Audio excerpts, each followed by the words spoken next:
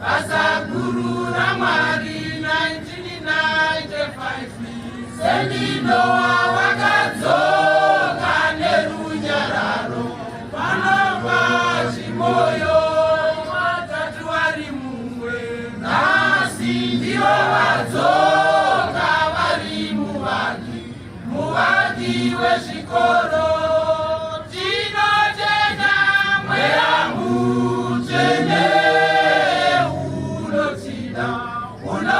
pazvikoro 1932 Mwari vakatuma Johani nevhangeri munzvimbo yeWedumba. Pane umwe musha vakuru vemusha vakadzinga Johani nesangano rake.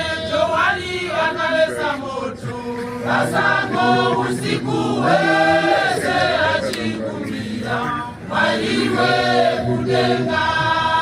Johani akaita pipi pachuru avasimba imberi riri mumoto asarina kucha.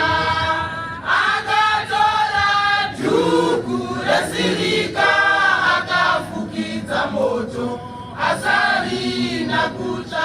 Pakati kuchiedza akapinda mumageti erimbire moto wekudenga.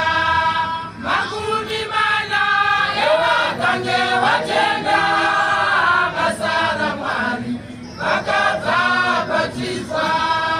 Johani ndiwose ndinimiroti vakaita bibi tiri vaWedumba vakange vasingafambi vakabva vachifamba. Chikoro chakatanga kufamba pavo chasvikafadza Mwariwe kudenga. Tichibva pabocha hatikangani nyanga yakave neushingi.